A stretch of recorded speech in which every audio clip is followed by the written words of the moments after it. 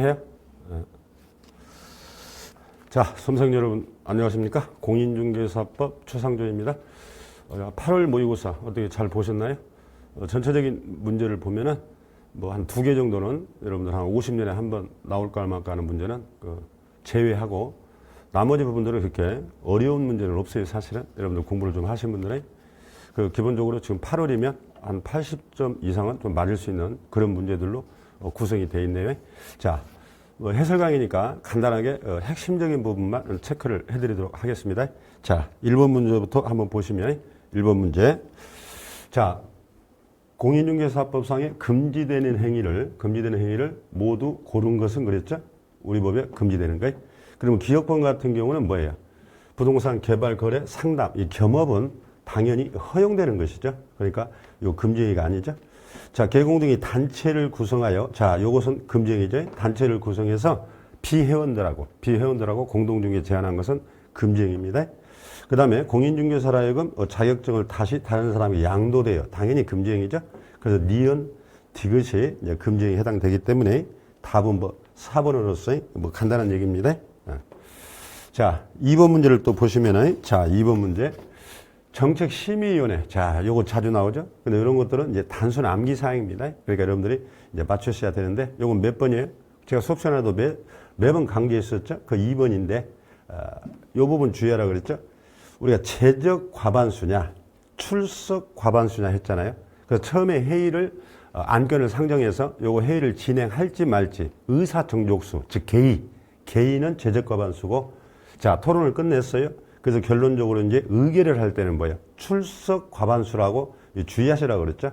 이것은 이제 기출 지문이기도 합니다. 그 답은 이제 2번이 되고, 나머지 부분들은 여러분들 뭐 쉽게 이해할 수 있는 부분들이라 생략을 하겠어요. 자, 그 다음에 이제 3번을 볼까요? 자, 옳은 것은 그랬네요. 자, 옳은 것이죠. 자, 옳은 거 여러분 몇 번에 찍으셨나요? 일단 여러분들 5번을 한번 보세요. 이걸 찍으셔야 답을. 개공이 금전 소비대차 알선의 부수와 이루어지는 저당권 설정. 아, 요것은 중개에 해당이 되죠. 요걸 반복하면 중개업이고. 답은 이제 5번인데, 여러분, 우연히 한 번 했어도 중개는 되는 거예요. 우연히 한 번 했어도 중개업이 안 되는 거지. 구별하라고 그랬죠.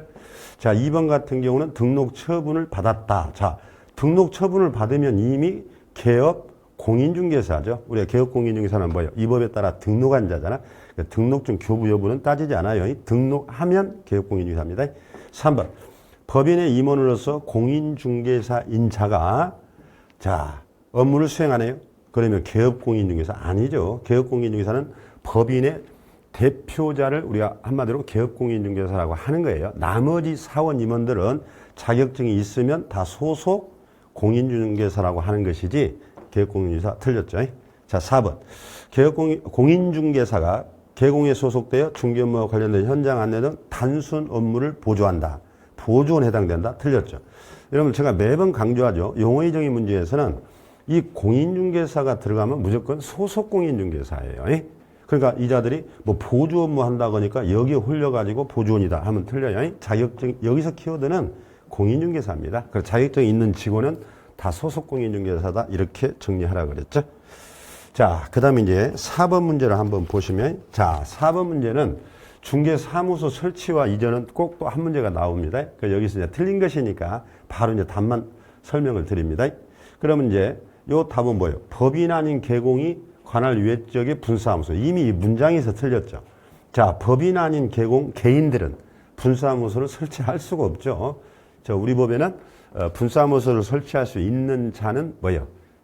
법인만 가능하죠. 특수법인 포함해서 법인만 설치할 수 있다. 나머지는 뭐 간단한 지문들이었어요. 그 2번이고. 자, 그 다음에 5번 문제 한번 볼까요? 법인의 등록 기준을 물었네요. 자, 법인의 등록 기준은 매번 시험에 나오는 것이죠. 그래서 여러분들 매번 수업 시간에 1시간씩 설명을 하는데, 자, 여기서 등록 기준으로 틀린 것이에요. 틀린 것이니까 또 바로 답만 한번 볼까요? 여기는 답이 뭐예요? 2번이죠. 대표자를 제외하고 사원 임원은 3분의 1 이상이 결격이 아니라 뭐예요? 공인중개사 자격증이 있어야 되죠. 공인중개사 자격증이. 3분의 1 이상이 공인중개사 자격증이 있어야 되고, 전원이 결격이면 안 된다. 요거 주의해야 돼. 전원이 결격이면 안 된다. 그래서 답은 뭐 간단하게 처리하셨을 거야. 자, 그 다음에 6번 문제 하나 볼까요? 자, 6번 문제. 중개 대상물에 해당되는 거. 이것도 이제 이번에 아마 한 문제 나올 거예요. 중개 대상물. 작년에 안 나왔거든요. 그러면 중개 대상물이라는 것은 우리 전제가 뭐예요? 부동산이어야 돼요. 그러니까 여러분들은 부동산 중개업자란 말이에요. 그러면 이 피담보 채권이라는 것은 금전 아니야. 금전은 동산이기 때문에 당연히 중개 대상물이 아닌 거예요. 그 다음에 무주의 부동산은 뭐죠? 무주의 부동산은 국가 소유죠. 그래서 중개 대상물은 개인 거여야지 국가 소유는 안 된다. 그럼 결론은 뭐예요? 이 두 개 아니겠어요? 경매가 들어왔던, 사적 제한이 있던, 공법상의 제한이 있던, 개인 거라면 다 중개할 수 있다 그랬잖아. 명인 방법. 이건 토지와 별개의 부동산으로 보니까 중개 대상물이라는 거 간단한 부분이었죠. 그래서 답은 2번이 됩니다. 그래서 지금 법령의 그 1편 부분을 지금 우리가 보고 있는데 굉장히 쉽게 출제가 된 것이에요. 그러니까 이런 부분들은 여러분들 지금 웬만하면 공부를 좀 하신 분들은 다 맞췄어야 할 부분들이다. 자, 그 다음 이제 7번 문제 볼까요? 고용인에 대한 문제 꼭 나오죠. 자, 개공이 이제 고용인에 대한 부분, 고용인. 이것도 이제 옳은 것이네요. 옳은 것. 그러면 여러분들이 옳은 것 찾기가 많이 나오면 사실은 옳은 것 찾기가 많이 나오면 그의 시험을 어렵다고 보는 거예요. 다 읽어봐야 되거든, 이게. 그럼 일단 여러분들은 답은 몇 번으로 찍었을까요? 보존에 대한 고용신고는 전자문서. 뭐 보존이든 소공이든 전자문서. 인터넷으로 다 신고할 수 있는 것은 간단해요. 방문신고 또는 전자문서. 이건 답이고. 그럼 1번은 뭐가 틀렸을까요? 고용인을 고용하려는 개공은 고용 전에 신고, 미리 등록관청에 신고. 아니죠. 이게 틀렸죠. 고용 후 교육을 받도록 한 후에 신고하는 거예요. 이게. 이 부분이 틀렸어. 고용 전이 틀렸어. 그래서 교육을 받도록 한 후, 업무 개시 전까지 신고를 해야 됩니다. 업무 개시 전 주의해야 돼. 그럼 2번은 뭘까요? 개공은 소공을 5인 초과. 자, 5인 초과 금지 규정은 보조원에게만 해당되지 소공은 몇 명을 고용해도 상관없습니다. 이 수업 시간에 뭐 자세히 했기 때문에 지금 해설 강의라서 좀 더 구체적인 얘기는 제가 생략합니다. 지금 3번 개공은 보조원과 고용관계가 종료된 때, 자 종료 나와버리죠. 종료는 이제 10일이죠. 고용은 업무 개시 전이고 이거 맨날 나오는 거예요. 그 다음에 개공이 소공의 고용신고를 할 때는 해당 소공의 실무교육 수료 확인증을 제출이 틀렸어요. 자, 여러분들 소공을 고용신고할 때는 고용신고서만 내면 돼요. 즉 자격증도 안 내요. 실무교육증도 안 내요. 결격 여부도 서류 안 내요. 그럼 어떻게 하죠? 등록관청에서 직접 여러분들 요거 다 확인하게 돼 있어. 그렇기 때문에 고용신고할 때는 신고서만 제출하면 된다. 그거 잘 기억하세요. 이런 것들 자주 나오죠. 자, 그 다음에 8번 문제를 봅니다. 자, 8번 문제는 등록을 위해서 제출할 서류의 설명으로 틀린 거. 자, 등록 서류. 이건 뭐, 여러분들, 등록 서류는 다 지금 알 수 있는 것들이에요. 근데 1번을 속아서는 안 돼. 1번은 개인들은 2억 이상, 법인은 4억 이상, 금액은 맞아. 근데 여러분들 이 보증 설정은 언제 하는 거예요? 등록 전에 해야 돼, 등록 후에 해야 돼. 이거 주의하라고 수없이 강조하죠. 그 등록 후 업무 개시 전에 하게 돼 있어요. 그러니까 등록할 때는 아무 관련이 없는 것이기 때문에 답이 1번이 되는 겁니다. 지금 등록 서류를 물었기 때문에 답이 1번이 돼. 자, 그 다음에 이제 9번 문제를 하나 볼까요? 휴업과 폐업에 관한 설명으로 틀린 거. 자, 휴폐업에 대해서도 꼭 한 문제가 나옵니다. 그럼 여러분들 틀린 것이니까 몇 번을 답으로 찾았나요? 자, 답은 이제 5번이죠. 볼까요? 법령에서 규정된 부득이한 사유 나왔네. 부득이한 사유 없이 이자가 8개월, 즉 6개월을 넘어가 버렸어요. 그럴 때는 과태료가 아니고 요거는 임의적 등록 취소라고 그래야 합니다. 그래서 제가 휴업도 주의하라 그랬잖아. 예를 들어 휴업은 딱 문제가 나오면 이게 딱 쪼개서 이 3개월하고 6개월을 여러분들 딱 쪼개서 문제를 풀어야 돼요. 그렇지 않으면 속아요. 3개월 이하는 신고할 필요 없잖아. 3월 초과부터 신고해야 되잖아.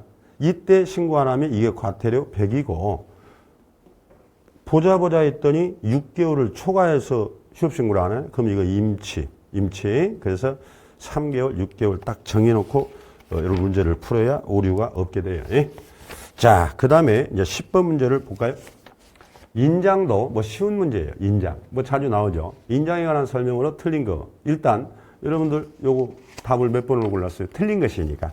요것은 바로 보면 1번. 분사무소에서 사용한 인장의 경우에는 자, 법인 대표자가 보증하는 인장을 등록하여야 한다면 틀리지. 이것도 강조했죠. 우리 법에서 하여한다, 할 수 있다. 그거 나오는 것은 딱 6군데예요. 6군데.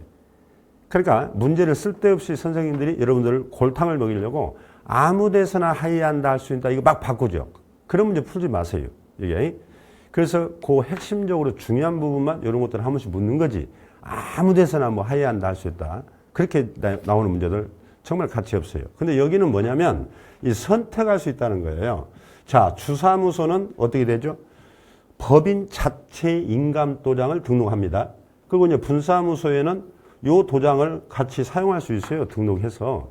근데 이제 분사무소하고 주사무소 거리가 너무 멀어. 서울과 만약에 부산에 있다고 봐요.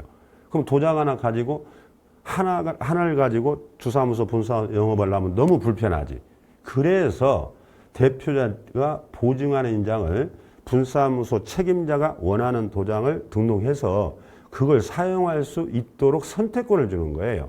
그러니까 주사무소 거 쓸 수도 있고 따로 등록해서 쓸 수도 있고 뭐 이렇게 기억하면 됩니다. 그래서 등록해야 한다면 틀려버립니다. 나머지는 뭐 다 여러분들 공부하신 대로 뭐 사이즈 같은 거 이런 것도 간단하게 좀 정리를 해둬야 되는데 문제가 뭐 쉽게 출제가 되었죠. 자, 그 다음에 이제 11번 문제로 갑니다. 11번 문제를 또 보시면 중개사무소와 관련된 사례, 적법한 행위에 해당하는 걸 찾으라 그랬어요. 그럼 일단 여러분들은 답을 여기서는 몇 번을 찾았을까요? 몇 번? 저는 이제 다 검토를 하고 왔으니까 이게 그러면 이제 여기서는 11번에 일단 뭐예요? 4번으로 여러분들 답을 체크했어야 돼. 법인 개공 정은 분사무소 설치 신고서에 분사무소 보증 설정. 여러분 2억 이상 하락 있잖아. 요것을 제출해야 됩니다. 설치 신고할 때. 그래서 우리가 분사무소 서류는 어떻게 외웠죠? 사실 보 이렇게 외워버리라 있어. 분사무소는 이거 외워야 돼요. 그래서 사무소 확보 서류, 책임자 실무 교육, 보증 설정 요게 나와. 2억 이상. 그러니까 분사무소는 신고 전에 미리 설정해야 돼요. 주사무소는 등록 후에 설정하는 거고. 그거 1년 내에 주의하라고 그랬잖아요. 그 문제로 나왔네. 제가 출제한 거 아닙니다. 이런 거 지금. 저는 6문제밖에 출제 안 했어요. 어떤 문제라고 말하지는 않겠지만 지금 다 다른 선생님이 출제해도 뻔한 거예요. 너무 쉽게 이제 출제가 된 거죠. 그 답은 4번이에요. 그럼 1번을 볼까요? 뭐가 틀렸어? 개공갑은 A군에서 B군으로 사무소를 이전합니다. 시군구를 벗어났네. 자, 관할 외예요, 지금. 관할 외는 이전 후 등록관청. B군에 해야 되니까 A군 바로 틀렸거든요. 간단하죠? 개공갑이 관할 외쪽으로 이전해버렸네요. 자, 관할 외로 갔어. 1번하고 똑같아요, 사실은 관할 외로. 그러면 어떻게 나요? 등록증에 변경사항 기재는 바로 틀렸죠. 등록증에다가 변경사항 기재하여 교부하는 것은 관할 내 이전이고요. 여러분 이렇게 A군에서 B군으로 이렇게 관할 외로 가잖아요. 그러면 등록증을 가져오면 A군 거, B군에서는 A군의 등록증을 찢어버려요. 그냥 찢어버려. 그리고 B군에서 새로 만들어줘요. 그걸 재교부하여한다 그래야 돼. 맨날 나오지 이거. 그게 관할 외로 갔기 때문에 재교부라고 찍었어야 돼. 자, 3번. 법인개공 병은 D군의 분사무소를 설치하고 D군의 신고 틀렸죠. 이런 분사무소 설치 신고는 어디다 해야 해요? 설치 신고, 이전 신고, 분사무소 휴업 신고, 분사무소 인장 등록 전부 다 주된 사무소 등록관청에 해야 됩니다. 틀렸죠? 뭐 어려운 거 없어요 지금. 그 다음에 5번은 공인중개사 무는 공동사용을 위하여 업무정지가 키워드죠. 업무정지 기간 중에는 자 공동사무소 설치할 수 없습니다. 아예. 그래서 11번도 그렇게 어렵지 않는 문제였다. 자, 12번 볼까요? 중개계약에 관한 설명으로 또 옳은 것이네. 옳은 것. 또 옳은 것 나오면 이것도 다 읽어봐야 돼. 그럼 여러분들은 또 문제를 답을 몇 번으로 찍었을까? 일단은 답은 쉬웠어. 5번이네. 전속중개를 체결한 경우 다른 약정이 없으면 그러니까 뭐 2개월, 4개월, 1년 이런 약정이 없으면 법에서는 3개월이에요. 요건 전속뿐만 아니라 일반 중개도 공통이라는 걸 기억하셔야 돼. 그래서 중개계약은 약정 없으면 3개월 이렇게 딱 외워버립니다. 전속이든 일반이든. 그럼 이제 1번은 뭐가 틀렸을까? 일반 중개가를 물었네요. 일반 중개. 우리나라에서 가장 많이 이용하는 걸. 요것은 사용해야 한다면 틀렸지. 요건 권장사항. 그러니까 일반 중개계약서는 장관이 만든 서식을 사용해도 되고 안 해도 돼. 근데 만약에 이게 전속이었으면 맞았지. 이 지문이 꼭 비교하세요. 개공이 일반 중개를 작성한 경우에는 3년 보존. 자, 일반 중개가 또 키워드죠. 일반 중개는 보관 기간이 없어요. 보관은 해야 돼. 그런데 몇 년 보관하는 기간이 명문화되어 있지 않아요. 그래서 그걸 묻는 거고, 전속은 명문화되어 있어. 3년 보관하라고. 그래서 전속이었으면 또 맞았네. 3번. 전속을 체결한 개공은 중개대상물 정보를 7일 이내에 거래정보망 또는 일간신문에 공개해야 되죠. 이때 공개할 때 인적사항은 공개해서는 아니 된다. 뭐 이런 거 매번 나오는 거. 4번. 전속중개를 체결한 개공이 공개해야 할 중개대상물 정보에는 환경조건 당연히 공개하죠. 그래서 우리가 이것도 이제 전속중개 공개할 사항 7가지를 7일 이내에 7가지를 공개해야 돼. 7일 이내 7가지. 근데 인적사항 공개하면 안 되고 물벽수도 제가 공공소금 이렇게 해보라 했네. 그래서 공법상이라든가 공시지가, 환경조건 이런 거 다 공개해야 됩니다. 뭐 간단한 부분들이었어요. 자, 그 다음에 이제 13번 문제로 한번 가볼까요? 13번. 자, 여기서도 틀린 것이니까 바로 들어가면 부동산 거래계약 신고. 자, 매년 두세 문제가 출제가 됩니다. 그래서 여러분 실무 쪽에서 점수를 따지 않으면 고득점이 절대 안 돼요. 그 실무 쪽을 2편, 3편을 사실 잘 하셔야 돼. 지금 앞쪽은 여러분들 다 풀리잖아요, 이렇게. 그러면 일단 틀린 거. 여러분 답은 일단 뭐예요? 뭐 아주 쉽게 낼 수 있도. 이게. 거기 보면 여기 건축물의 면적을 실거래 신고할 때는 집합건물, 아파트나 여러분들 연립 이런 거 다세대 집합건물은 전용 면적이어야 되죠. 요것만 이제 기재해서 신고하는 거예요. 기타 건축물은 연면적이에요. 연면적. 공용면적은 빠집니다. 연면적에. 그래서 집합건물 전용면적, 기타 건축물 연면적 이렇게 하면 되는데 여기에서도 여러분들 최초 공급 계약 이게 이제 분양받는 계약이죠.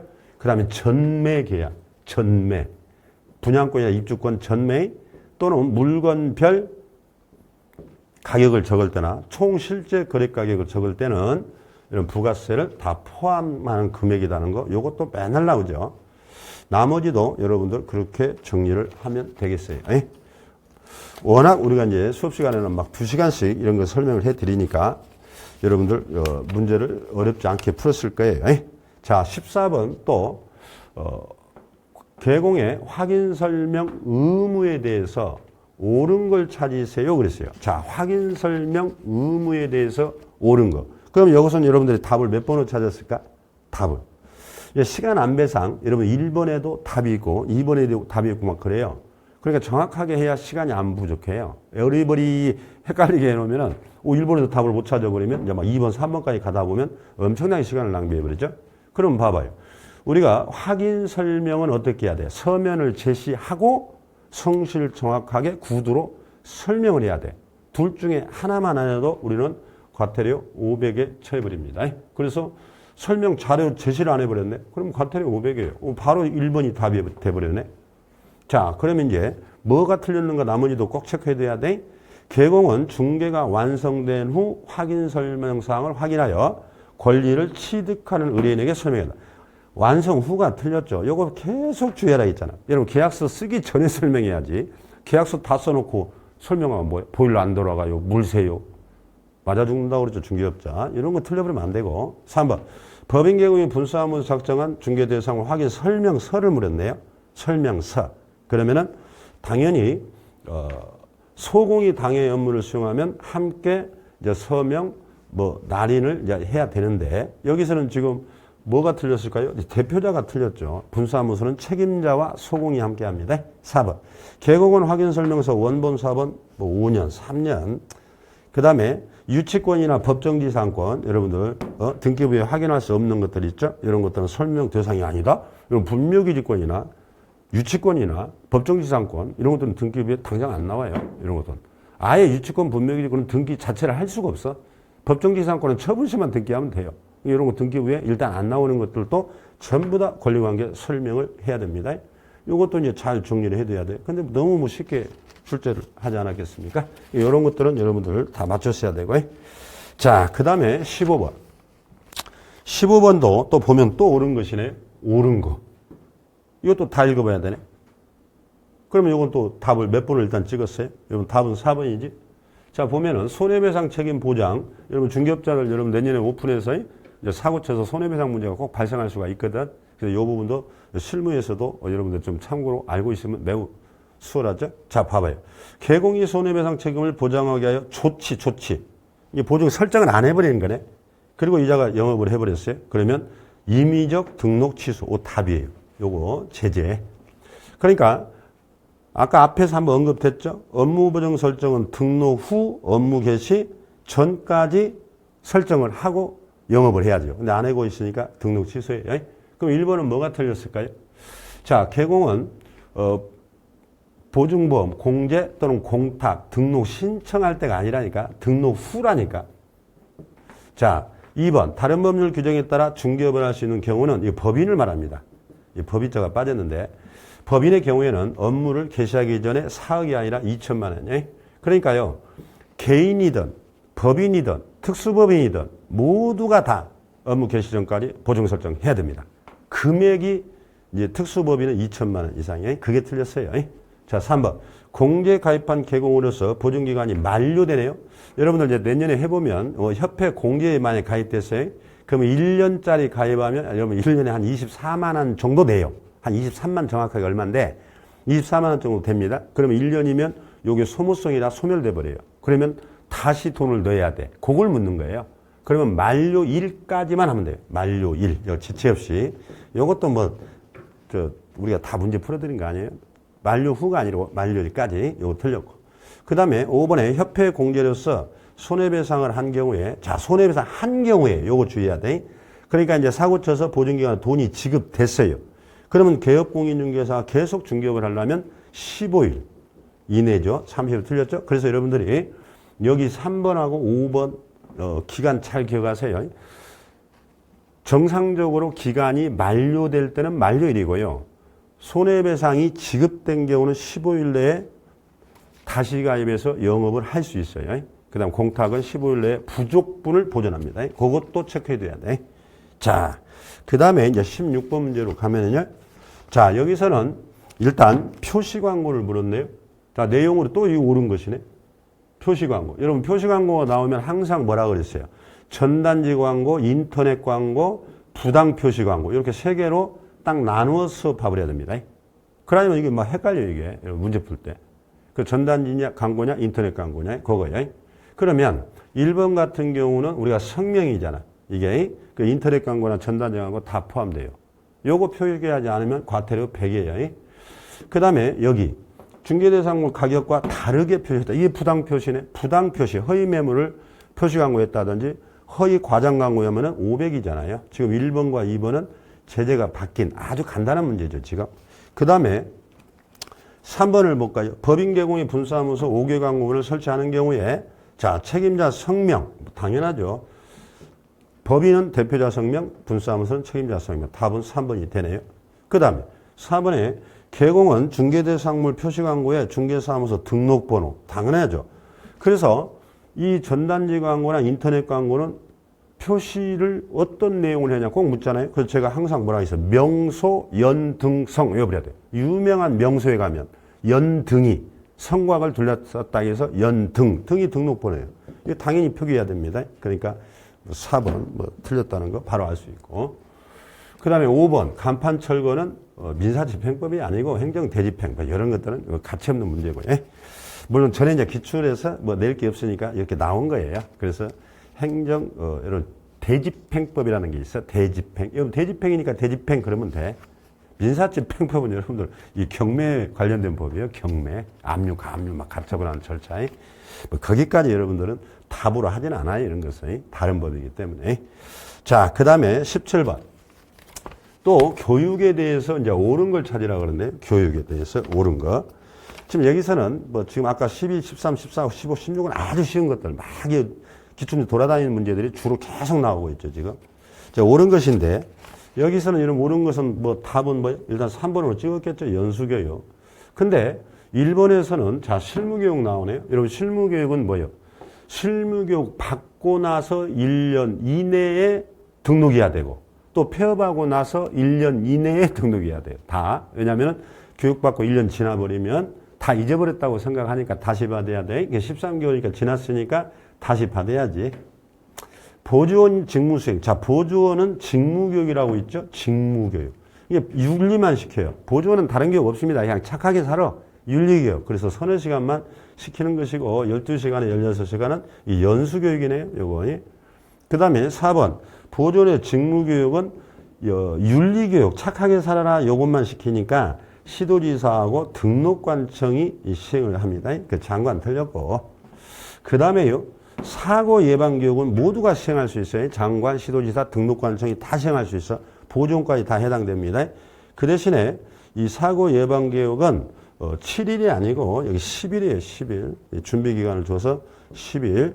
그 다음에 여러분 예방 교육에서 또 하나 나오는 게 뭐냐? 비용 지급이에요. 비용. 비용을 지원해 주는 것은 예방교육밖에 없다는 것도 시험에 자주 나오죠. 자, 그렇게 한 방에 정리하시고. 자, 18번을 볼까요? 이제 계약금 등 예치제도, 요것도 이제 돌아가면서 나오는데, 여러분, 예치 명의자하고 예치 기관, 요것만 딱 구별하고, 보증서 발급기관. 요건 이제 애웠냐, 못 애웠냐, 요건 그냥 점수 주는 문제입니다. 이런 건 나오면 다 맞춰야 되죠. 근데 주의할 것은 통장 개설자, 명의자는 딱 한정돼 있어. 개공은 돼요. 그러나 이제 여기에 소공보조원 직원들은 안 돼요.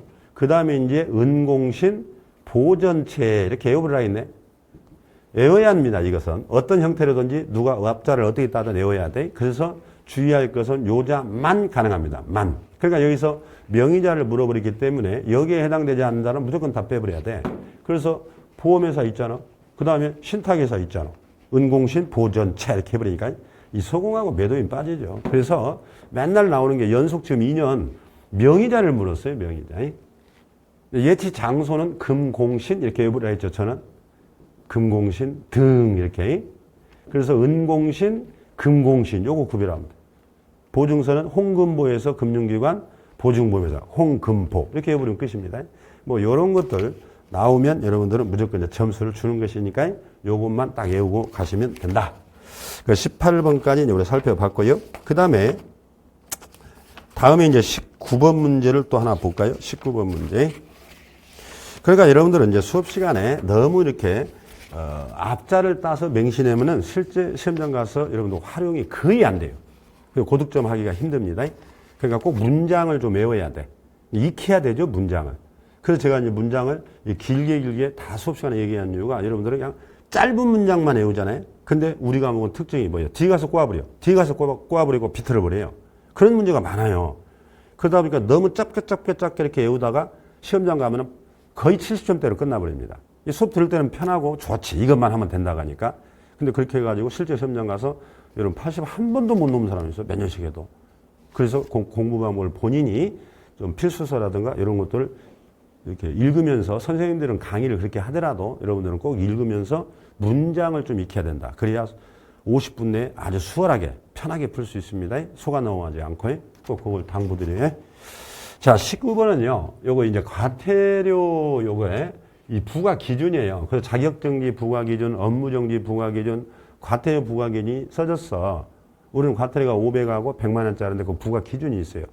이 과태료는 이게 한번 이제 나온 적이 있었어요. 근데 이런 것들은 여러분들이 어쩌다가 나오는 거니까 이 과태료 부분은 뭐 사실은 해설을 하지 마라 이렇게 돼 있거든.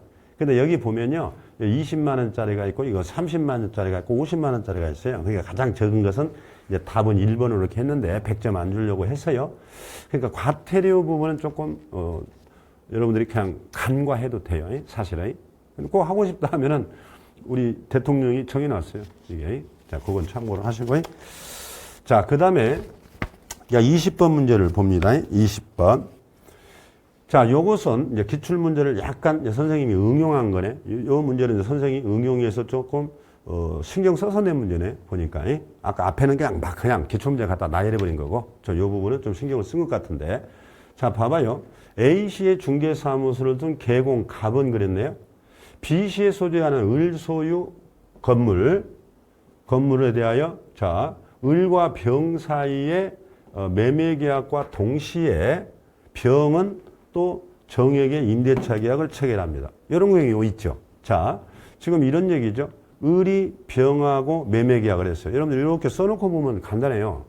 그리고 병은 다시 정하고 임대차 계약을 했네. 이렇게 여기는 매매하고 그러면 요건 딱 나오면은요. 여러분 요런 부분들이 수수료 부분에서 이렇게 나오면 요것은 뭐예요? 중첩 계약이 아니에요. 우리가 동일 당사자, 동일 부동산, 동일 기회에 두 사람이서 매매와 임대차를 하면 이때는 매매만 받게 돼 있고 임대차는 못 받게 돼 있잖아요. 지금 요 문제가 아닙니다. 지금 여기서는 을과 병이 매매해서 정액의 임대차를 했기 때문에 동일 물건, 동일 당사자, 동일 기회 요게 깨졌어요. 그렇다면 제가 이 수업 시간에도 계속 예를 들어줬잖아. 이런 경우는 매매든 임대차든 보수를 다 받을 수 있다. 지금 요걸 보는 것이요. 그 다음에 또 하나 여기 문제 지문에서요. X 건축물이 어떤 조건이냐면 면적이 주택이 2분의 1이래요. 자, 겸용 건물 같으면은 겸용 건물 주택 면적이 크면 주택으로 수수료를 받아야 되고 주택이 적으면 주택 외로 받아야 돼요. 근데 이상이니까 2분의 1 이상이니까 딱 절반이면 그대로 주택으로 받아야 됩니다. 그래서 주택이 나오면 무조건 조례가 돼버려요. 조례. 주택은 조례로 정합니다. 요것만 알면 요 문제는 쉽게 정리할 수 있어요. 그러면 봐봐요. 일단 기억번호는 맞네. 왜? 2분의 1 이상이니까 주택 규정이 적용이 돼야 되잖아요. 그 다음에 갑은 X건물 권리관계, 소외되는 실비. 자, 실비를 A씨가 속한 시도 조례로 정한 바에 따라 받는다. 자, 여러분 요거 주의하라 했잖아. 실비하고 주택은 똑같이 생각하라 했어요. 제가 수업 시간에. 실비도 법으로 정해졌는데 사무소와 중개 대상물이 다를 때는 어느 조례로 받느냐. 실비의 조례도 주택하고 똑같이 사무소 관할 조례로 받는다고 알아버리면 끝이에요. 그래서 지금 사무소가 어디에 있어? 사무소가 A시에 있다고 되어 있네. 요게 기출지문에서 응용해서 요 선생님이 신경을 써서 만든 거예요, 지금. 그러면 요 경우는 A씨가 속한 조례에 따라 받는다. 맞네? 맞잖아요. 그 다음에 디귿번. 갑은 병에게 매매계약에 관한 것만 이건 틀렸죠. 여기. 왜냐하면 동일 당사자가 깨졌기 때문에 병에게는 매매에 대한 수수료와 임대한 임대차의 수수료를 각각 다 받을 수 있다. 그래서 요 디귿번만 틀리게 됩니다. 자, 그래서 요 부분 뭐 좋은 문제예요. 여러분 실무에 가서도 실제 여러분들이 오픈에서도 중요한 문제 아니야? 답은 3번. 그래서 항상 실비와 주택은 조례에 따라 받고 그걸 정리하세요. 조례에 따라 받고 그 조례는 사무소 기준이다. 이렇게 정리하면 되겠네요. 자, 그 다음에요. 이제 21번 문제 볼까요? 소속 공인중개사에게 금지되는 행위. 이것도 이제 기출문제에서 이제 응용된 지문이네요. 기출문제. 그 소공에 대한 금지 행위를 한번 물었었어요. 그래서 이걸 가지고 뭐 복수정답이다 아니다. 막 선생들 간에도 그랬는데 그때 저 복수정답 아니라 그랬어요. 그때는. 그 작년 재작년 복수정답 하나도 없다. 그렇게 해가지고 제가 이제 여러분들 다 밴드에 다 찍어서 촬영해서 올렸잖아요. 그러니까 요 부분이 그랬었어요. 그래서 여러분들이 지금 여기를 한번 잘 이제 정리해 보세요. 소공에게 금지되는 행위 찾으라 했어. 확인 설명은 소공도 뭐요? 할 수 있잖아요. 이거 의무는 아니지만 그러나 니은번 잘 보세요. 표시 광고 이거 개공이 해야 돼요. 소공이 단독으로 못 합니다. 이거. 그래서 여러분들 현장에서 지금 실무하는 분들을 보면 개공의 등록번호 이름 다 쓰고 거기다가 소공을 병기하는 건 상관없어요. 병기. 근데 보조원은 또 쓰면 안 돼. 그래서 요거 못 합니다. 그 다음에 소공의 직접거래 금지행위 못 하죠. 그 다음에 시세 부당한 영향 역시 금지행위. 그래서 요 세 개가 금지행위죠. 우리 법 33조. 뭐 어렵지 않았어요. 그래서 요 니은번 때문에 소공이 단독으로 표시광고할 수 있느냐. 그게 이제 논점이 됐었던 기출문제였어요. 근데 약간의 이제 변형한 거니까 그 답은 여기서는 이제 4번이에요. 기억 빼면 4번. 자, 그렇게 정리를 하시고요. 그 다음에요. 자, 22번 문제 하나 볼까요? 22번. 22번은 자, 소속공인중개사 위반 중 자격정지 기준이 6개월에 해당되는 것을 찾아보세요. 요거 아까 과태료의 기준, 자격정지 기준, 업무정지 기준. 요게 이제 돌아가면서 나와요. 이 업무정지하고. 그래서 요게 이제 자주 나오는 편이에요. 이 두 개가. 근데 아까 과태료는 자주 안 나와요. 과태료는 너무 복잡해요, 이것은. 그래서 아까 건너뛰어버린 거야. 아까. 그래서 이제 우리가 건너뛰어서 해설하세요. 이렇게 또 출판사에서도 또 부탁을 하고. 근데 여러분 이 업무정지하고 자격정지는 제가 수업 시간에도 강조하듯이 이건 좀 정리해야 돼요. 좀 고득 좀 하시려면 나는 공법이나 공시세법 도저히 자신 없다. 그러면 우리 과목에서 막 90, 100점도 맞을 수 있잖아. 그렇게 하려면은 요 뭐 두 개 정도는 정리하는데요. 자, 6개월하고 이게 3개월짜리가 있거든요. 6개월짜리하고 3개월짜리하고 기준이. 그 3개월짜리는 제가 확인서 이렇게 외워버리라겠네. 확인서. 확자 들어가고 인자 들어가고 서자 들어간 것만 3개월이고 나머지는 다 6개월이에요. 그냥. 그러면 여기서 한번 볼까요? 확자 들어간 거 찾아봐. 서자하고 확자. 요 두 개네.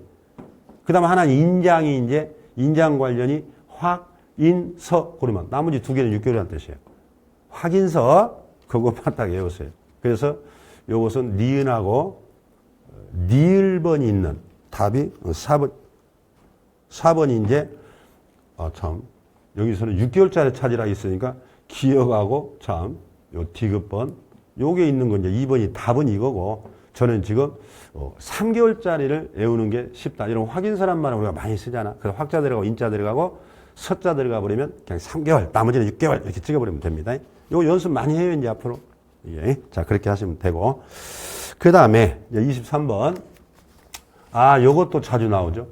여러분 행정처분 승계규정 요거 잘 못 푸는 사람 많아요. 그래서 제가 설명할 때 이런 거 딱 팩트를 정리해 주는 경우가 많죠. 그러면 요것도 여러분들이 지금 답을 몇 번에 찍었는가 모르겠는데 일단 이것도 간단해요. 자 보면서 설명을 드리겠어요. 옳은 것인가 다 읽어봐야 되니까. 폐업 신고한 계공이 중개사무소 다른 계공의 중개사무소를 등록한 경우 그 지수 이게 아니에요. 승계 규정은 이런 겁니다. 갑이 중개업을 하다가 폐업하고 갑이 다시 등록했을 때 갑이 지은 업보 요걸 승계하는 거지.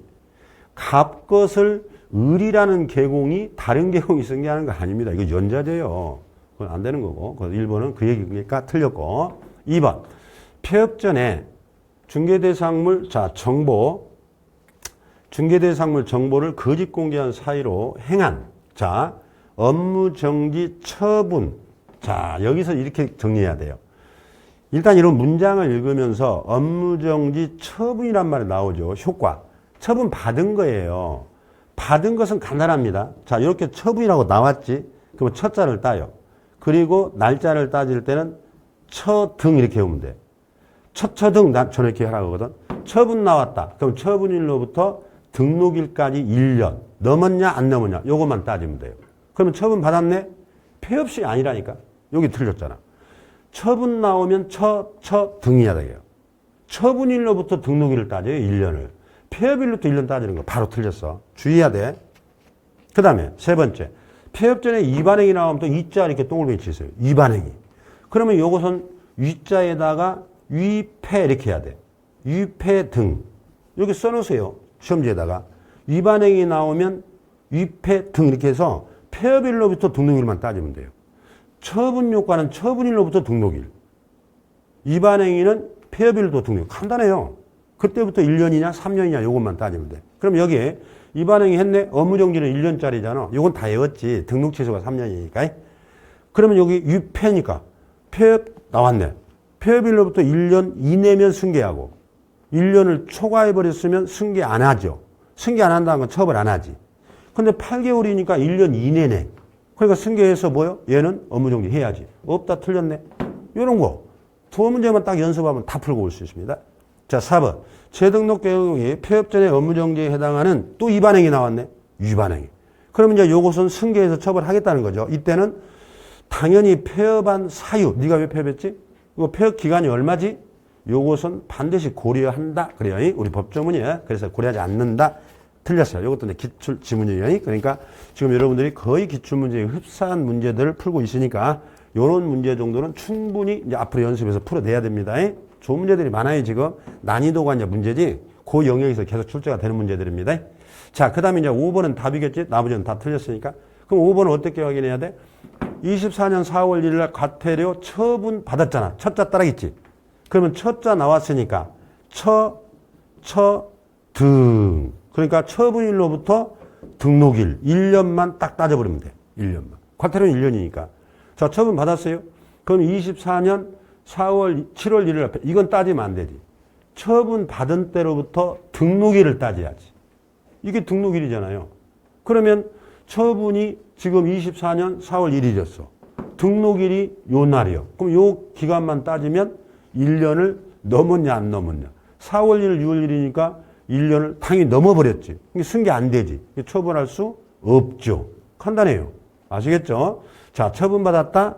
처분일로부터 뭘 따진다? 등록일만 따진다. 여기 폐업에서 여러분들 홀리면 안 돼. 그 처처등, 입회등. 저는 이렇게 수업 시간에 강의를 해서 뭐 100점짜리도 막 나왔잖아요. 나옵니다, 여러분들. 강의를 이렇게 잘 듣고 여러분 정리해 나가면. 자, 이제 24번입니다. 24번 문제는 자격 취소, 뭐 매번 나옵니다, 여러분들. 자격 취소, 등록 취소가 많이 나와요. 절대적 등록 취소가. 자, 틀린 것이니까 이건 바로 답을 체크하면 뭐 1번 아니겠어요? 자격 취소 처분 받은, 여러분 자격 취소 처분은 당연히 청문 거쳐야죠. 그런데 자격 취소는 사무소가 틀렸지. 여러분 자격증 나오면 교부자가 일단 취소합니다. 재교부도 교부자가 합니다. 재교부. 그 다음에 반납도 재교부, 반납도 교부안에게 가야 돼요. 과태료 부과도 교부안이에요. 다 교부안입니다. 그렇게 정리해버리라고 했죠. 나머지는 뭐 그대로 여러분들이 읽어서 정리하면 돼요. 그래서 징역형, 여기 금고형도 자격 취소됐죠. 여러분 법이 바뀌었어. 징역형 뿐만 아니라 금고, 요거 기억하세요. 뭐 나머지는 뭐 그렇게 어려운 거 없고. 자, 그 다음에요. 이제 25번 문제, 당연히 협회도 나오죠. 한 문제가. 그 협회 공제가 자주 나오는데, 이제 옳은 것이니까, 자, 협회에 대해서 일단은 답은 몇 번으로 찾았나요? 뭐 여러분들 2번 쉽게 찾았겠지? 3개월.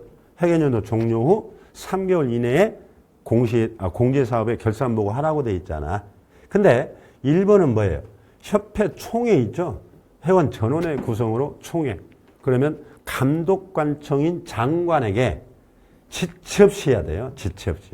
장관에게 보고해야 됩니다. 총회는 장관에게 지체 없이. 그래서 10일 틀렸고. 협회 창립 총회는 일단 뭐예요? 600명이죠? 여러분 발기인 단계는 300이고. 그럼 600인을 어떻게 모아야 돼? 서울에서 100인. 나머지 광역시 및 시도에서는 20인이니까 바로 틀렸고. 책임 준비금 나오면 10%고. 협회는 다른 회계와 별도로 구분 관리해야 되고요. 뭐 어려운 문제 아니었어요. 자, 그 다음에 26번. 이제 확인 설명서로 왔네요. 자, 주거용 확인 설명서냐, 비주거용이냐, 토지용이냐, 임목용이냐, 여러분들 잘 동글뱅이 쳐놓고 이렇게 문제를 풀어야 됩니다. 그래서 여기서는 이제 옳은 거 찾으라 그러는데, 옳은 거.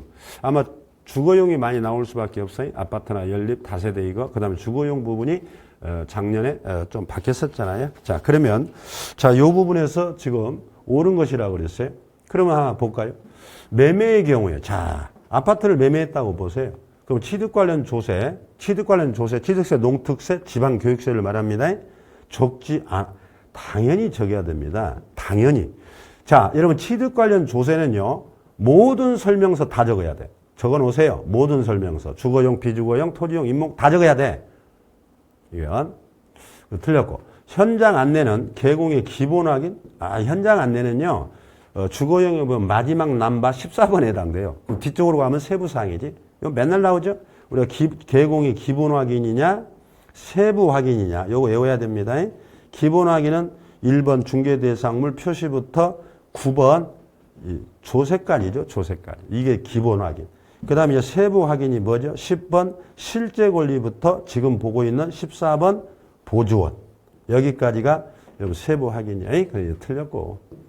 그 다음에 디귿법. 법정지상권이 있는지 여부, 실제 권리. 요것은 이제 바로 이 10번 세부 확인입니다. 여기에. 그 다음에 실제 권리 관계가 굉장히 중요해요. 여기다가 고지한 사항을 기재해야 돼. 법정지상권. 요건 맞네요. 그래서 여러분 실제 권리 관계에는요, 유치권이나 법정지상권, 정원석, 정원수 이런 거 기재해야 돼. 그 다음에 현 임차인이, 현재 그 집에 살고 있는 임차인 있죠? 보증금 월세도 기재해야 돼. 그 다음에 장기 수선 충당금. 그 다음에 그 도로 점용 허가 여부. 그 다음에 신탁 재산은 신탁원부도 기재해야 됩니다. 요게 이제 신설된 거예요. 아마 그건 나올 수도 있어요. 지금 문제는 뭐 간단히 나왔지만은 저는 그래서 예상 문제로 이런 것도 잘 또 정리해 줘야 됩니다. 이 부분, 이 바뀐 부분. 일단은 뭐 답은 간단하게 뭐 디귿번 하나로 1번으로 처리됐고요. 확인 설명서는 꼭 나와요. 자, 27번. 매수 신청 대리 등록 개공에 매수 신청 대리에 관한 설명으로 오른 거. 요것도 또 한 문제 나오죠. 경매 대리. 자, 요거 뭐 답은 너무 쉬웠으니까. 3번. 매수 신청 대리는 직접 개공이 한다는 거. 이게. 그런데 1번은 뭐가 틀렸나요? 임목. 아니다. 틀렸죠? 자, 우리는 중개 대상물인 부동산하고 똑같다고 생각해버려요. 토건정, 입공광, 토지건물, 정착물, 임목공장, 광화재단도 중개 대상물이면서 다 경매 대상물 이렇게 외워버려야 됩니다. 그 다음에 이제 공유자 우선 매수 신고 있죠? 우선 매수 신고. 지위를 포기하겠다? 당연히 이것도 대리에 해당됩니다. 그 대리는 제가 이제 보이차 우선 이렇게 외워버리라 했는데 중국의 보이차 우선. 그래서 우선 매수 신고 나오면 다 대리 범위에 포함되고 포기도 해당됩니다. 그러니까 아니다 했으니까 틀렸고. 4번. 자, 매수일정 대리 등록은 법원이죠. 여러분 경매는 법원에서 하니까 법원에다 등록해야 되고 법원장에게 해야 돼요. 그래서 등록 취소도 법원장이 합니다. 그 다음에 5번. 매수신청 대리를 하면서 매각장소 집행법원에 보조원 대리. 아니 여기 3번하고 5번하고 성의 없게 만들었지. 아니 소공도 안 되는데 보조원이 되겠어요. 그 개공만입니다. 자, 그렇게 되는 거예요. 그 다음에 자, 28번 요것도 이제 설명하지 마라 그래. 이건 저도 만약에 출판사에서도 설명하세요 했어도 저는 안 했어. 이것은 여러분들 50년에 한번 나올까 말까 하는 거예요. 토지거래 허가제에 대해서 목적대로 원래 이용을 해야 되잖아요. 안 하면 다시 허가 취소당하고 이행 강제금 물리잖아. 근데 목적대로 이용을 하지 않는 또 예외가 있어요. 이용 안 해도 되는 예외. 그건 50년에 한번 나올까 말까 한 거예요. 그래서 이런 것은 여러분들이 크게 신경 쓰지 마라. 해설도 하지 마라 그랬는데 그걸 안 합니다. 이 부분은. 자, 이제 29번. 갑이 서울특별시의 자기 소유 주택에 대하여 을과 임대차 계약을 보증금 3억에 합니다. 그래서 갑과 을이 임대차 계약을 했대요. 이때 이제 실거래 신고에 대해서 묻고 있네요. 실거래 신고. 자, 우리는 실거래 신고는 매년 두세 문제 나온다 그랬어요. 매매의 경우에 실거래 신고와 주택 임대차의 경우에 실거래 신고 두 가지가 있죠. 이렇게. 예. 그러면 옳은 걸 찾으라겠어요. 보증금이 4억 원에서 3억으로 변경됐네. 변경 신고 반드시 해야 됩니다. 요거. 여러분들 보증금이나 월세가 변경되면 신고해야 돼. 근데 보증금의 변화는 없고 기간만 갱신했어. 그러면 신고 안 합니다. 기간만 연장된 건 안 해요. 보증금 월세가 바뀌거나 계약이 해제됐거나 그건 꼭 신고해야 돼. 그러나 기간 연장은 신고 안 한다. 요거 기억하세요. 그래서 아무튼 기억번호는 틀렸다는 거 알 수 있죠? 자, 니은번은 여러분 이게 이제 중개업 하시다 보면 임대사업자들이 나와요. 민간 임대사업자들. 그 자들은요. 요 법에 따라 별도의 다 신고를 또 해야 됩니다. 임대사업자들은. 그러니까 우리 실거래가 신고법으로 또 신고할 필요 없다 이 말이에요. 두 번 할 필요 없다. 그래서 한 것으로 본다. 맞네. 그 다음에 거짓 신고해버렸네. 그러면 과태료 100만 원 이하입니다. 그래서 니은하고 디귿번은 맞는 얘기죠. 그러면 여러분들 뭐 답은 뭐 4번으로 찾을 수 있죠. 근데 여러분들 이거 참고로요. 이 주택임대차 제재가 올해 좀 바뀌었어요. 이 거짓은 그대로 100만 원 이하예요. 근데 임대차 신고를 안 해버리거나 변경 신고 안 해버렸죠. 그러면은요, 2만 원부터 30만 원까지밖에 안 돼요, 이제. 요것은 우리 시행령이 바뀌었어. 이번 4월 달에. 그러니까 여러분 내년에 중개업하면서 거짓 신고하면 100만 원 이하고요. 여러분 30일 내에 신고 안 하면 과태료 30만 원을 받을 수도 있습니다. 하면 맞는 얘기예요. 그래서 요즘에 현장에서 중개업 하시는 분들은 벌써 법을 바뀐 지 알고 있더라고. 그래서 날짜로 따져가지고 2만 원부터 30만 원. 그래서 임차인들이나 이런 사람들에게 너무 가혹하다. 요즘 경제도 안 좋은데. 그래서 거짓 신고만 100으로 하고 신고를 하지 않는 것은 2만 원에서 30만 원 이렇게 여러분들 알고 나가셔야 돼. 시험에 나오든 안 나오든. 제가 이 수업 시간에 이거 체크해드렸죠. 네. 자, 그래서 이건 거짓 신고는 100이니까 맞아요, 이 문장은. 그래서 답은 이상이 없습니다. 자, 그 다음에 30번. 30번은, 자, 우리가 분묘기지권, 당연히 이 분묘기지권에 대해서 문제가 출제가 되지요. 분묘기지권. 그러면 이제 분묘기지권에 대해서도 한번 살펴보는데, 여기서는 이제 틀린 것이니까, 뭐, 틀린 것만 체크하겠어요. 2번 뭘까요? 개인묘지. 이게 답이죠. 여러분, 개인묘지, 가족묘지, 문중묘지, 법인묘지가 있잖아. 그럼 개인묘지라는 의미 자체가 뭐예요? 아버지와 어머니가 같이 묘를 쓰는 걸 개인묘라고 합니다. 배우자까지. 그래서 아버지가 돌아가시고 배우자 어머니가 돌아가셨다. 그러면 그냥 묘 쓰면 돼요. 이게 개인묘지예요. 그러면 사람이 죽으면 30일 이내에 사망신고해야 되잖아요. 이 사망신고가 바로 매장신고하고 같이 하게 돼 있어요. 실무에 가면. 그래서 여기에서 허가는 틀렸어요. 그래서 개인 묘지에다가 아버지 있는 곳에다가 어머니를 같이 묘를 썼어요. 그때는 허가 안 받고 써도 돼요. 쓰고 나서 사망신고할 때 매장신고를 30일 이내에 해주면 되는 거지. 어머니를 거기다 쓰는데 뭐 허가 받는다? 요거 틀렸어요. 자, 그러면 이제 다 뭐 간단한 건데, 여러분 종중, 문중 묘지는 각각 한 개소란 말은 원래 1000제곱미터죠? 그럼 한 개소에 만들어야 돼. 막 500, 300 여기저기 이렇게 찢어놓으면 안 된다. 그 말이고요. 뭐 요건 5m, 요건 출제된 거죠. 그 다음 화장할 때도 여러분들 미리 다 신고해야 됩니다. 그 다음에 마을이 있네. 20호가. 그러면 혐오시설이죠. 그래서 300m예요. 300m. 여기. 이거 맞는 거예요. 근데 만약에 이게 법인이나 문중이었으면 묘지 면적이 크지요. 그럼 20호인가 하면 500m예요. 이것도 제가 수업 시간에 체크를 해드렸는데 다시 한번 확인하셔야 됩니다. 그 다음에 이제 31번 보시면 부동산 거래 신고에 관한 법령상 매매를 했어요. 자, 신고에 대한 내용으로 틀린 거예요. 부동산 거래 신고에 관한 내용으로 틀린 거. 다 자연인이고 공동중개는 고려하지 않는다 그랬죠. 뭐 틀린 것이니까 여러분 답은 뭐 간단하게 찾았겠죠. 자, 답은 우리가 수업 시간에도 계속 얘기했고 제가 밴드에도 많이 이런 거 올려놨었죠. 여러분 해제가 키워드야. 해제 신고는 당사자가 의무입니다. 해제 신고는 개공은 재량이에요. 제가 뭐라 그랬어요? 아니, 개공이 신고해놓고 개공이 일주일 후에 폐업해버렸는데 그 후에 그 계약이 해제된지 어떻게 알아? 근데 그걸 개공이 폐업하고도 신고 의무로 둔다는 것은 개공한테 너무 가혹하지. 그래서 해제는 당사자가 해라. 이렇게 된 겁니다. 그래서 해야 한다면 틀려요. 이것은 해제는. 물론 처음에 신고할 때는 개공이 계약서 작성 교부했으면 반드시 개공이 신고해야 돼. 그러니까 해제는 재량. 이렇게 기억하세요.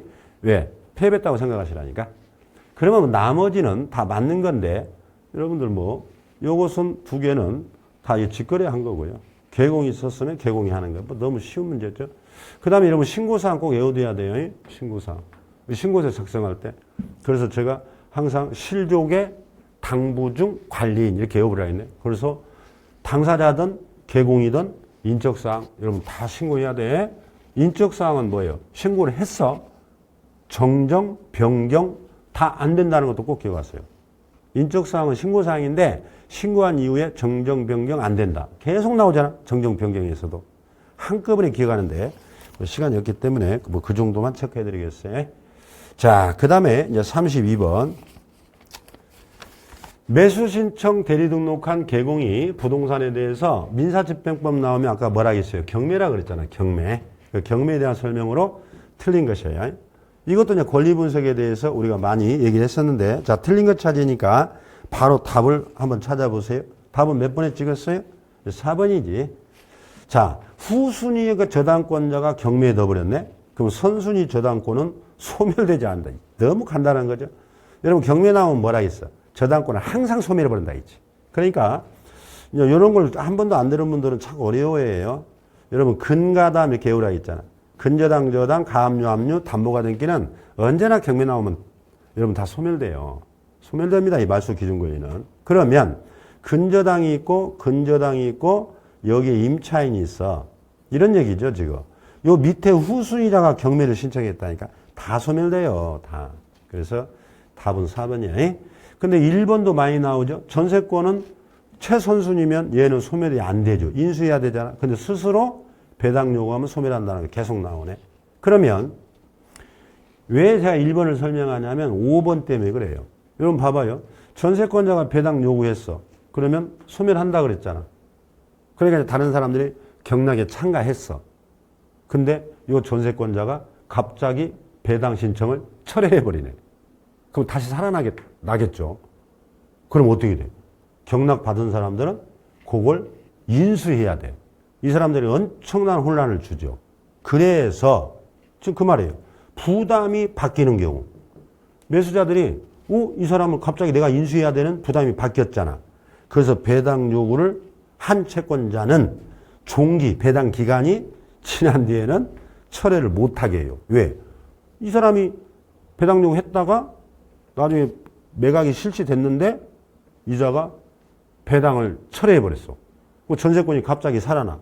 이 사람들에게는 엄청난 인수 권리가 나타나 버렸기 때문에 부담을 줘버렸잖아요. 그래서 요때 너 안 돼. 기간이 지난 후에는 이 말입니다. 그래서 1번, 5번을 같이 정리하면 아주 쉬울 거예요. 자, 경매도 우리가 수업 시간에 뭐 아주 제가 자세히 설명을 하니까 자, 그 정도 설명을 드리겠습니다. 그 다음에 이제 33번 문제 하나 볼까요? 당연히 부동산 거래 신고에 관한 법률은 외국인 이 특례에 대해서 문제가 나올 수밖에 없죠. 특례에 대해서. 그래서 이제 옳은 것을 이제 찾아보세요. 최근에 외국인들이 이제 우리나라 아파트에 막 투기의 주범이라 해서 지금 외국인들에 대한 투자를 규제하려는 조짐이 보이죠. 지금 뭐 여당에서 이게 외국인 특례예요. 외국인 특례. 근데 현재는 여러분들이 뭐 바뀐 거 없으니까 자 보시면 여기에서는 이제 옳은 거 찾으라 했으니까 외국인이 건축물을 매수 여러분들은 꼭 문제를 풀 때 요 매매가 나오잖아요. 그러면 이제 주의해야 돼. 매매는 실거래 신고를 해야 돼요. 외국인도 부동산 실거래 신고. 실거래 신고는 30일 내에 해야 돼요.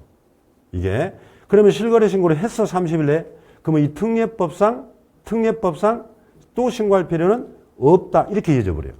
그래서 여기서 60일 나오면 바로 틀려요. 그래서 매매 나오면 실거래 30일에 신고했으면 특례법상 신고할 필요 없다. 요거 자주 나왔죠? 그래서 기억번은 바로 틀린 겁니다.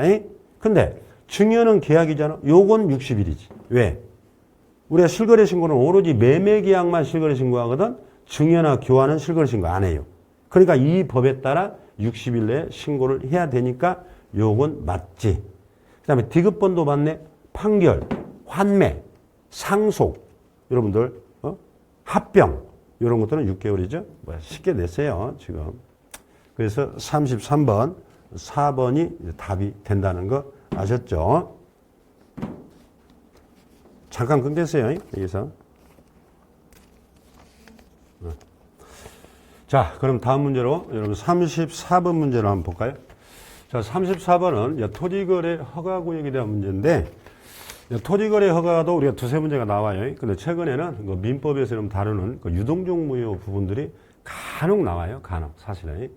그래서 자, 이 부분을 한번 살펴드리면 갑은 토지거래 허가구역 내 자신의 토지를 을에게 자 매매를 합니다. 그 대신에 이제 허가를 이제 받기로 했겠죠. 둘이서. 허가를 안 받으면 이러면 허가증이 없으면 소유권 이전 등기가 안 돼요. 안 됩니다. 이에 대한 설명으로 틀린 거 찾으라고 그러는데 틀린 거. 자, 한번 보시면 일단 갑하고 을하고 토지거래 허가구역에서 매매를 하죠. 그럼 원래는 사전 허가이기 때문에 매매계약서를 쓰기 전에 여러분 허가를 먼저 받아야 돼요. 근데 매매계약을 먼저 쓰고 나중에 허가를 받기로 전제하고 이제 계약서를 씁니다. 요 계약의 효력을 유동종 무효라고 합니다. 유동종 무효. 그러니까 유동종 무효라는 것은 유효도 무효도 아닌 상태예요. 이 자들이 나중에 허가를 받았을 때 확정 유효가 된다는 거죠. 그러면 요 유동종 무효 상태에서는 어떠한 채권적 효력도 발생하지 않는다는 건 아시죠? 그러니까 상대방의 이행 청구가 안 돼요. 이제 그걸 전제하고 보세요. 자, 갑과 을은 매매 대금 이행 제공이 없음을 이유로 허가는 공동 신청주예요. 두 사람이서 함께 신청을 해야 됩니다. 협력 의무 이행을 거절할 수 있다. 안 된다니까요. 그러니까 일단 유동적 무효 상태에서는 어떠한 효력도 안 줍니다. 그 대신에 너희 둘이 만나서 먼저 시군구청장한테 허가부터 받아야 된다. 그래야 계약을 효력을 주고 그때부터 중도금 잔금을 청구할 수 있다 이 말이에요. 그래서 허가 신청이 먼저예요. 그러니까 돈 안 준다고 나 허가 신청 참가 안 해. 안 된다 이 말이에요. 아시겠죠? 그래서 이건 틀린 거예요.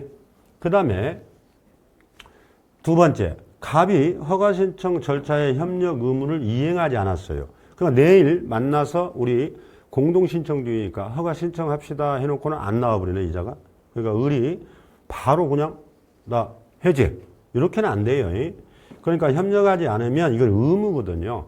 그래서 상대방은 이자에게 이행하라 라고 청구할 수도 있고 나아가 소송을 제기할 수도 있고 손해배상 예정을 해가지고 그걸 받아낼 수도 있고 그래요. 그래서 허가 협력을 안 했다고 해서 바로 해제할 수 있는 것은 아니다. 이렇게 정리합니다. 이것도 틀렸죠. 자, 갑과 을이 이제 당사자네 두 사람이서 처음부터 허가를 폐지. 아, 이건 짜고 한 거네. 공모였네. 요게 쌍방이 처음부터 잠탈 목적이면요. 이 계약 자체는 다 무효 처리해버려요. 이건 유동적 무효도 아니에요. 그래서 계약 자체가 확정 무효가 돼버립니다. 이게 맞는 얘기입니다. 요것은 맞는 얘기죠. 그러니까 여기서는 지금 틀린 거 찾으라 했으니까 답이 될 수 없는 것이에요. 그래서 쌍방이 처음부터 명백히 허가 거절을 표시하면 확정 무효가 돼요. 그런데 일방이 명백히 표시하네. 자, 일방이 나 허가 안 받아요. 그러면 상대방은 소송으로서 여러분 허가에 협력하라고 청구할 수도 있고요. 손해배상 약정한 거 청구할 수도 있게 됩니다. 그래서 일방이냐 쌍방이냐를 꼭 구별하세요. 자, 요것은 그래서 두 개가 이제 틀렸는데 기억 니은이 답이니까 여기서는 3번이 되겠네요. 뭐 어렵지 않았어요. 이거 민법에서 여러분 다 하니까. 그래서 제가 이런 것도 실제 이제 이론 강의 때 실무를 아주 제가 자세히 많이 하죠. 그 작년에도 이런 민법적인 유형들이 나왔는데 막 100점 나온 사람도 있어요. 그래서 여러분 너무 걱정하지 마세요. 2차만 하는 분들 민법 잘 모르지 않냐. 다 설명합니다. 수업 시간에. 그래서 그런 것들 잘 따라오시고요. 자, 그 다음에 이제 35번입니다. 부동산 거래 신고에 관한 법률상 포상금에 대한 거네. 여러분들 제가 10분 쇼츠에도 요거 포상금을 두 개를 10분에 걸쳐 정리해 드렸죠. 우리 공인중개사법에 포상금도 있고요. 지금 보다시피 이 부동산 거래 신고에 관한 법률 포상금도 있어요. 그 요거 헷갈려서 틀린 사람들이 있어요. 자, 우리 부동산 거래 신고에 대한 포상금만 보면 사유가요. 우리가 가장매매 여러분 아시죠? 가장 해제 신고. 매매도 없는데 가장 매매했다. 해제도 안 됐는데 가장 해제 신고. 이거 신고하면 포상금입니다. 그 다음에 거짓 신고. 실거래 신고를 했어요. 거짓 신고해버렸네. 개공이 거짓 신고. 당사자가 거짓 신고. 신고 의무 아닌 자가 거짓 신고. 임대차 거짓 신고. 다 포상금 사유예요. 그 다음에 허가구역에 가면은 허가제도 여기 가면 부정하게 허가받은 자 또는 허가 안 받은 자 허가 목적대로 이용하지 않는 자 그것이 포상금 사유입니다. 요건 외워야 돼요. 그 제가 뭐라 했어? 가장 거짓말 잘한 사람에게 포상금 허가한다 이렇게 외우라 했네. 그럼 그것만 찾으면 돼. 신고 의무 아닌 자 거짓 나왔네. 거짓 신고한 자 포상금 사유라니까요. 그 다음에 임대차 거짓 신고했네. 가장매매 가장해제 그 다음에 토지거래 허가 2개 그렇게 해버리면 간단해요. 그러면 니은번은 포상금 사유 아니죠. 개공이 거짓 신고하도록 요구했다. 조장했다. 30일에 신고를 안 했다. 해제 신고 안 했다. 이건 다 얼마짜리죠? 이건 과태료 500짜리예요. 그래서 여러분 과태료 500만 원짜리는 포상금 사유가 아니다. 이렇게도 외우면 돼요. 과태료 500짜리는 포상금 사유가 아니다. 과태료 3천만 원짜리 가장매매, 가장해제는 포상금 사유다. 거짓 신고한 것은 취득가액의 10% 이하인데 요것 거짓 신고한 것들 포상금 사유다. 이렇게 외우라고 자, 여러 번 얘기했죠? 그래서 요것은 답이 간단하게 기억하고 디귿번이 됩니다. 그래서 3번이 답이 돼요. 그 포상금, 그거 여러분 10분 쇼츠도 한번 보세요. 그러면 제가 사유를 아주 재미있게 딱 중개사법하고 실무를 압축해서 정리해 드렸어요. 포상금 나오니까 앞에서 나오든 뒤에서 나오든 한 과목이, 한 문제가. 자, 36번은 집합건물인데요. 요것도 이제 극상으로 뽑았어, 요것을. 근데 이거 극상이 아닙니다, 여러분들. 왜냐면 지금 31에 32에 33에 계속 나와요. 이 한 문제가. 그러다 보니까 2차만 하는 분들이 굉장히 불안해 하더라고. 제가 그래서 작년부터 다 설명해서 작년에도 이 문제가 여전히 35에도 나왔지. 그래서 다 맞췄어요, 그게. 그래서 여러분 민사특별법 시간에도 이거 하잖아. 그래서 이제 중개사법 선생님들도 다 이제 설명을 하게 되는 거예요, 지금. 왜냐면 연속 4년 나오니까. 지금 5년째 나와버렸죠. 처음에는 왜 이게 나왔지 했었거든요. 민사특별법 시간에 하는 거예요. 그래서 이제 2차만 하는 분들도 민법적인 관련 것들이 노골적으로 나와버리니까 요즘에 고득점이 힘들어요. 그래서 이제 저는 아예 우리가 기본 이론 때 2편, 3편을 4주를 해드려 버립니다. 원래 보통 2주씩만 하잖아요. 그래서 이제 90, 100을 맞게 하는 거니까 이런 것도 극상으로 나왔지만 이런 것도 여러분들 꼭 정리를 해둬야 돼요. 우리 또 나옵니다. 이거 볼까요? 작년에도 이런 게 나왔잖아. 일부만의 구분 소유자다. 일부만의. 여러분 아파트가 막 1000세대가 있는데 그쪽 일부만. 그러면은 그게 명백할 때는 그들. 딱히 고르면 돼요. 일부 하면 그들만의 공유 이렇게. 그러니까 세대가 여러 이제 동이 있는데 요 사람들만 공유가 있어요. 그럼 이자들만 이렇게 해버리면 돼. 그 다음에 이런 공용 부분은 복도, 계단은 절대 시효 취득이 안 돼요. 등기할 필요도 없습니다. 권리가 바뀌어도. 전용 면적만 이렇게 등기들이 막 넘어가는 거지 공용 부분은 시효 취득도 안 되고 등기할 필요도 없다. 같이 기억하면 돼요. 간단해요. 구조상 공용 부분, 바로 이게 대표적인 계단, 복도예요. 이런 것들은 물건이 바뀌었네? 그럼 등기도 안 해도 된다고 돼 있잖아. 그 시효 취득 안 되고 등기 안 해도 된다. 같이 기억하세요. 그 다음에 일부 공용 부분 또 나왔네. 일부. 자, 일부 공용 부분 나오잖아요. 근데 여기서 전원을 차지해요. 일부가 공용인데 전원에게 이해관계가 있으면 전원결의예요. 얼마나 쉬워. 일부 공용 부분이 전원에게 이해관계가 걸치면 다 이해관계가 미치니까 전원결의로 결정한다. 요거 계속 나왔어요, 지금. 뭐 어렵지 않잖아요. 그 다음에 집합건물, 건축물 대장에 등록되지 않는 경우는 구분 소유가 성립할 수 없다. 여기 이제 답인데. 여러분, 이제 여기는 보면은 지금 판례에 따라 고르라 했잖아요, 판례. 그래서요, 원래 여러분 구분 소유권이라는 것은 구조상, 이용상, 독립성이 인정돼야 됩니다. 그 다음에 구분 행위가 있어야 돼요. 구분 행위의 대표적인 게 등기예요. 등기. 등기하려면 이제 건축물 대장이 만들어져야 돼. 그건 아시죠? 공시법을 했으니까. 그래서 요 두 가지가 구분 소유권의 성립 요건이에요. 근데 우리 판례는 구조상, 이용상, 독립성이 인정이 되고 그 다음에 소유자가 구분 소유에 등기하려는 의사 이런 게 다 있었다면 실제 등기가 돼 있지 않아도 구분 소유권을 인정하는 예외적인 판례가 있습니다. 그래서 이제 이게 판례에 따르면 5번이 답이 돼요. 그래서 정리해드리면 원칙은 구조상, 이용상, 독립성이 인정되고 구분 등기가 된 게 구분 소유권인데 소유자가 구분 의사를 가지고 구분 행위를 다 해놨어요. 구조상, 이용상, 독립성. 근데 아직 현재 등기만 되지 않은 상태라면 이것은 인정하는 판례가 있다. 이렇게 기억합니다. 뭐 어렵지 않은데 이걸 뭐 극상으로 뽑아놨어? 그거 계속 나오는데 지금 시험에. 간단히 설명을 드렸고요. 조금 더 알고 싶은 분들은 이제 이론 강의를 들으면 제가 자세히 설명을 하니까. 자, 37번. 주택임대차 보호법에 관한 설명으로서 옳은 것은 그랬어요. 옳은 것. 임대차 보호법. 이건 뭐 간단하죠. 임차권 등기. 자, 임차권 등기가 되면 어떤 효력이 발생해요? 대항 요건이 발생하고 우선 변제가 인정됩니다. 임차인에게 소액 임차에 관한 최우선 변제를 제외한 대항력과 우선 변제권은 인정된다. 이거 맞네요. 그래서 임차권 등기가 된 경우에 여러분 대항력, 우선 변제권 인정된다는 거에 기억하십니다. 그 다음에 니은법. 대항력을 갖추지 못한 임차인의 경우에 임차주택이 이전 매매돼 버렸네. 여러분 그러면 보증금도 못 받나요? 말도 안 되죠. 그래서 이거 틀렸어요.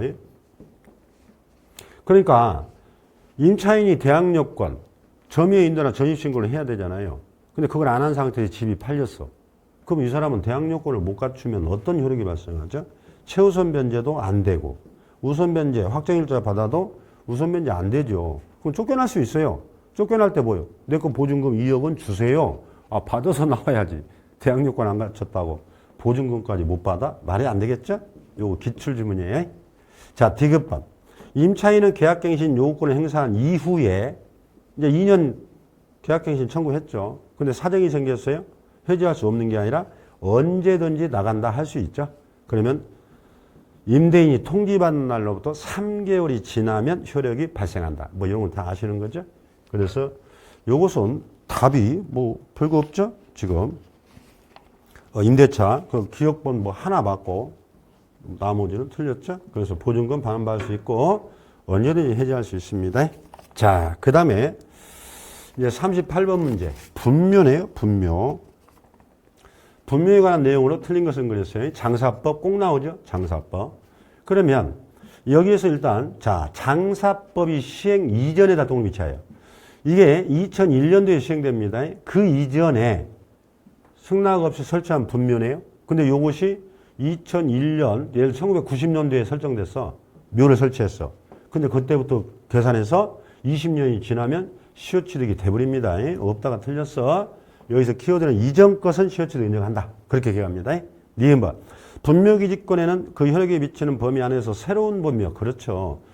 아버지가 분묘기지권을 취득했다고 해서 남의 땅이잖아요. 어머니를 여기다 설치할 수는 없어요. 그래서 포함되지 않는다. 이것은 맞는 얘기죠. 지금 포함되지 않는다. 그 다음에 디귿번. 자기 소유 토지에 자 아버지가 돌아가셔서 묘를 설치한 이후에 내가 그 땅을 양도 팔아먹었죠. 그러면 내 땅을 내가 팔아먹은 거예요. 그러면 상대방 입장에서는 뭐야? 묘지 이장 특약을 안 해가지고 분묘기지권을 매수하면 또 안아버렸지. 저 이장하라고 있어야 되는데 그걸 안 했단 말이야. 그러면 지료는 청구할 수 있게 해줘야 될 거 아니야. 그래서 자기 땅에 묘 설치하고 팔아먹은 자는 매수자에게 여러분들 지료를 줘야 된다는 게 판례예요. 그러면 그 지료를 언제부터 줘야 되냐가 물어요. 시험에서. 그러면 요것은 매매가 일어났기 때문에 매도 시점에 분묘기지권이 성립한 때부터 줘야 돼요. 성립한 때. 이게 남의 땅이 되는 순간이겠지. 등기가 넘어가는 순간. 그래서 이 지료를 청구한 때가 아닙니다. 그 자기 토지는 분묘기지권이 성립한 때니까 이제 등기가 넘어간 때부터 계산해서 줘라 이 말이고, 여러분 시효취득은요 오래된 전부터 남의 땅에다 묘를 써가지고 20년이 지나서 이제 무상으로 쓰는 권리지 원래 시효취득은. 근데 주인이 지금 땅 주인이 지금도 모르고 있어. 그럼 안 내고 있잖아요. 근데 어느 날 주인이 찾아와서 앞으로 지료 내세요. 그러면 묘 옮겨가세요. 그래서 시효취득은 청구한 때부터요. 구별해야 돼. 자기 토지는 분묘기지권 성립한 때. 시효취득은 청구받은 때. 그래서 틀린 걸 찾으라고 하면 기억하고 디귿 두 개가 틀려서 답은 3번이 됩니다. 어렵지 않죠? 그 다음에 39번. 부동산거래 신고에 관한 법률상 토지거래 허가를 물었네요. 옳은 거 찾으세요. 허가 나오면 뭐 어렵지 않죠? 자, 1번 볼까요? 시도지사는 허가구역을 지정하여 공고한 때는 그 내용을 장관 시도지사에게 통지. 뭐 조문 그대로네. 자, 우리가 허가구역의 지정권자는 국토교통부 장관하고 시도지사 둘 중에 하나죠. 그러면 시도지사가 지정했으면 위로는 장관, 밑으로는 시군구. 당연히 통지해 줘야 됩니다. 그러면 이제 2번 봐요. 허가구역이 2개 이상의 시도면 1번하고 바로 대치되네. 2개 이상 시도를 묶어서 걸쳐서 지정하네. 그러면 상급관청인 장관이 하죠. 뭐 너무 쉬운 질문이고. 틀렸고. 3번. 허가구역에 있는 토지에 관하여 매매계약을 체결한 당사자는 공동으로 시도지사 틀렸죠. 지금요. 지정권자는 장관과 시도지사고 실제 허가 업무를 담당하는 허가권자는 시군 구청장이에요. 이런 거 헷갈리면 안 됩니다, 여러분들. 중개업 실무 현장에서 할 때, 허가받으러 시군구로 가라 해야지. 이제 시도지사를 가세요. 엉터리예요. 그냥 손님들 거기까지 갔다 와서 땀 뻘뻘 흘리고 욕 되게 하고 가버려. 시군구청장이 허가권자. 그 다음에 민사집행법에 따른 경매로 취득한 경우에 허가 규정을 적용한다? 틀렸어요. 여러분, 경매는 허가 안 받는다 그랬잖아요. 여러분, 공매도 원칙은 허가 안 받아요. 3회 이상 유찰됐으면 이제 허가가 처음에 공매, 그래서 공매도 여러분들은 압류용 공매는 원칙적으로 허가 안 받는다 기억하세요. 국세, 지방세, 체납. 압류용 공매나 경매는 원칙적으로 허가 안 받는다 이렇게 기억하고, 여러분들 채비지 공부하셨죠? 이거 허가 안 받아요. 보류지 이거 안 받아요. 공법에서 환지처분, 환지처분 요거 안 받아요. 수용 안 받아요. 허가. 협의취득 안 받아요. 그래서 요즘에 요게 시험에 많이 나와요. 또 외국인이 아까 군 문자자야 해가지고 군사시설 보호구에서 허가를 받아버렸죠? 그러면 또 여기서 허가 안 받아요. 외국인은 한 번만 허가 받으면 안 받아요. 특례법으로 허가 받으면 여기서 허가 안 받고 여기서 허가 받으면 특례법으로 안 받아요. 이거 특이한 거예요, 외국인. 그거 수업 시간에 제가 강조했죠. 이제 이런 게 요즘에 나온다니까. 여러분 예상 문제도 잘 풀어야 돼요. 경매만 달랑 기억하지 마시고. 그래서 이런 것도 안 받는 거 많습니다. 그 다음에 그래서 틀렸고 5번 허가 신청에 대해서 불허가 처분 떨어지면 어떻게 할 수 있죠? 통지받은 날부터 1개월 이내 매수 청구할 수 있죠. 네가 사라. 아까 허가권자가 시군구였잖아. 허가권자가. 불허가는 얘가 떨어뜨렸지. 얘한테 해야지. 시도지사 아니죠. 허가권자에게 매수 신청하는 거예요. 자, 그러면 이제 마지막 문제 40번 문제 하나 보고 마칩니다. 명의신탁 문제가 나왔죠. 자, 25년 8월 1일 갑은 법령상 제한을 회피하기 위해 이건 아예 노골적으로 탈법, 탈세, 투기 목적이네요. 배우자 을과 명의신탁 약정을 하고 그 건물을 을명의로 넘깁니다. 갑이 명의신탁 약정을 하고 이 배우자에게 넘겼죠. 이런 경우에 자, 옳은 걸 찾으라겠어요. 여러분 원래 명의신탁은 뭐예요? 약정무효, 등기 다 무효 처리하죠. 그런데 종교나 종중이나 배우자가 탈세, 탈법, 투기 목적이 없으면 뭐예요? 특례를 인정해서 명의신탁으로 보지 않고 유효하게 보고 처벌도 안 하잖아요. 요게. 근데 여기처럼 아예 악의적으로 했어요. 이런 경우는 어떻게 되죠? 두 사람 간에 명의신탁 약정 무효, 등기 무효, 그리고 소유권 복귀 이렇게 돼버립니다. 복귀. 그럼 뭐 다 나왔지? 그럼 봐봐요. 갑은 을에 대하여 명의신탁 해지를 원인으로 이 자체가 틀렸어요. 명의신탁 약정 자체가 무효인데 무효를 어떻게 해지해? 소유권이 이미 복귀돼 있는데 그래서 말도 안 돼서 틀렸고 청구할 수 없다고 그랬으니까 맞았네. 요것은 갑은 을에게 해지를 원인으로 소유권 등기를 청구할 수 없다 했으니까 맞는 얘기입니다.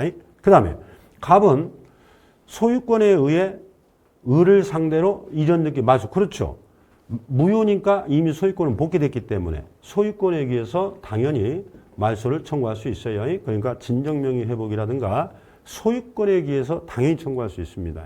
그 다음에 갑은 을을 상대로 부당이득 반환을 원인으로 등기 안 되죠. 왜냐하면 이 을이라는 사람이 뭐요? 부당이득 한 게 없어요. 명의신탁 약정 자체가 무효고 등기 넘어간 거 자체가 무효해서 소유권이 이미 복귀됐는데 부당이득 자체가 없죠. 그래서 그걸 이유로는 안 된다.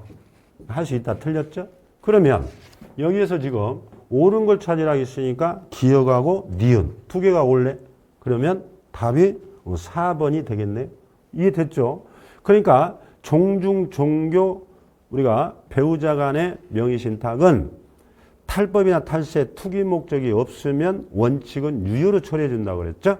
근데 이와 같이 악의적인 목적이 있으면 아예 명의신탁으로 봐서 약정 무효, 등기 무효, 그 소유권 복귀 이렇게 된다고 그랬어요. 그러면 그 내용만 알면 무효인 것을 명의신탁 해지를 원인으로 당연히 등기 청구할 수 없다. 그러니까 이거 맞는 문장이에요. 만약에 등기 청구할 수 있다 하면 틀렸단 말이죠.